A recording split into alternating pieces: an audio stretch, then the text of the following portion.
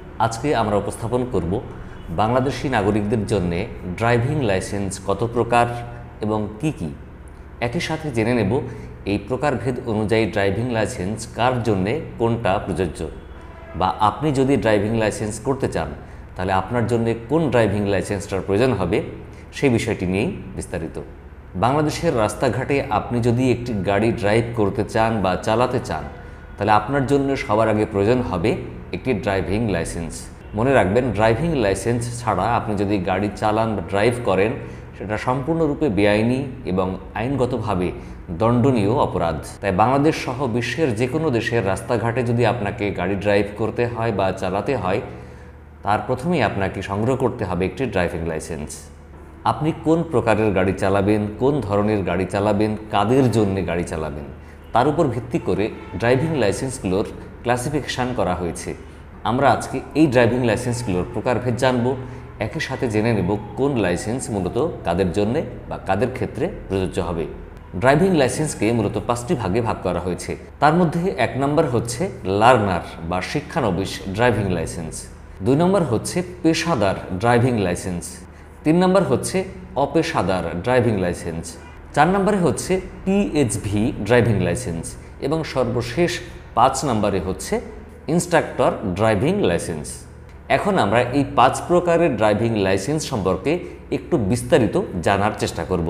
1 নম্বরে হচ্ছে লার্নার বা শিক্ষানবিশ ড্রাইভিং লাইসেন্স। শিক্ষানবিশ বা লার্নার ড্রাইভিং লাইসেন্স প্রদান করা হয় তাদের ক্ষেত্রেই যারা বাংলাদেশের প্রেক্ষাপটে যে কোনো ধরনের একটি ড্রাইভিং লাইসেন্স পাওয়ার জন্য প্রথমে আবেদন করে। আবেদন করার পরপরই তাকে একটি লার্নার বা প্রবেশনারি ড্রাইভিং লাইসেন্স দেওয়া হয়, যার মেয়াদ থাকে 1.5 মাস থেকে 3 মাস। এই 1.5 মাস থেকে 3 মাসের মধ্যে তার কাজ হচ্ছে কোনো প্রশিক্ষকের মাধ্যমে হোক বা কোনো একজন এক্সপার্ট ব্যক্তির মাধ্যমে হোক তাকে গাড়ি চালানো শিখতে হবে। লার্নার বা প্রবেশনারি যে ড্রাইভিং লাইসেন্সটা আপনি পেয়ে গেলেন এর মানে এই নয় যে আপনি এই লাইসেন্স দিয়ে গাড়ি চালাতে পারবেন বা রাস্তাঘাটে পুলিশ দেখলে আর ধরবে না। এই লাইসেন্সটা মূলত আপনাকে শেখার জন্য অনুমতি দেওয়া হলো, অর্থাৎ এই লাইসেন্সের ভিত্তি করে আপনি এখন গাড়ি শিখতে পারবেন, গাড়ি শেখার বিষয়ে প্রশিক্ষণ নিতে পারবেন। যদি এমন হয় যে এই 1.5 মাস বা 3 মাসের মধ্যে আপনি প্রশিক্ষণ কমপ্লিট করতে পারেননি, তখন কিন্তু আপনার এই লার্নার বা প্রবেশনারি ড্রাইভিং লাইসেন্সের মেয়াদ বাড়িয়ে নিতে পারবেন। 2 নম্বরে হচ্ছে পেশাদার ড্রাইভিং লাইসেন্স। যদি ড্রাইভিং করা বা গাড়ি চালানোটাকে আপনি আপনার পেশা হিসাবে নিতে চান তাহলে আপনাকে পেশাদার ড্রাইভিং লাইসেন্সের জন্য আবেদন করতে হবে।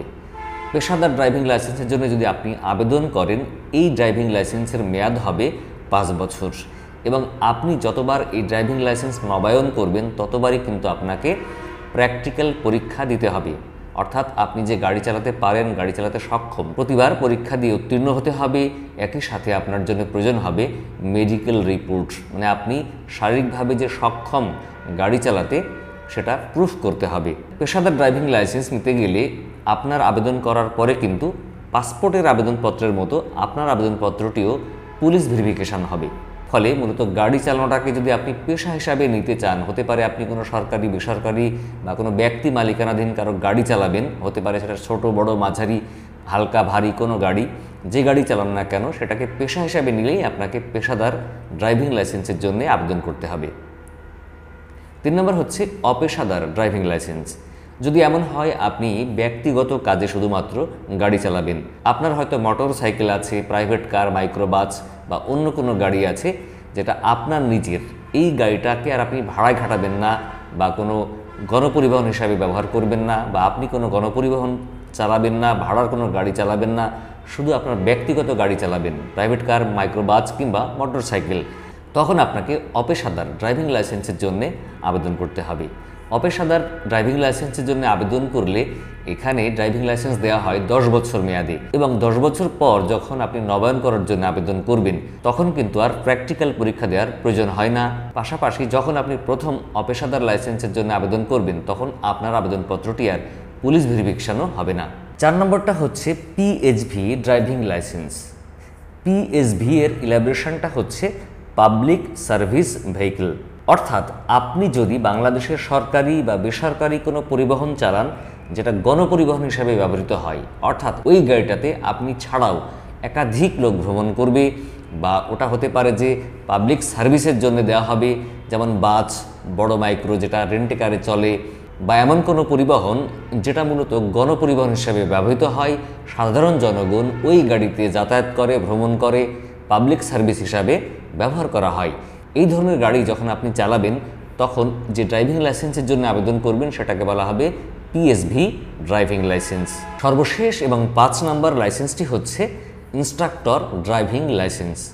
এই লাইসেন্সটা হচ্ছে তাদের ক্ষেত্রে দেওয়া হয় যারা মূলত ড্রাইভিং করা শেখায়, অর্থাৎ তাদের পেশা হচ্ছে যারা ড্রাইভিং শিখতে চায়, যারা গাড়ি চালানো শিখতে চায় তাদেরকে শেখানো। একজন ইনস্ট্রাক্টর ড্রাইভিং লাইসেন্সধারী ব্যক্তি শুধুমাত্র অন্যদেরকে গাড়ি চালানোর প্রশিক্ষণ দিতে পারবেন। ফলে সরকারি বা বেসরকারিভাবে কেউ যদি একজন ইনস্ট্রাক্টর হন বা গাড়ি চালানোর প্রশিক্ষণ দিয়ে থাকেন তাহলে তার জন্যে সংগ্রহ করতে হবে ইনস্ট্রাক্টর ড্রাইভিং লাইসেন্স।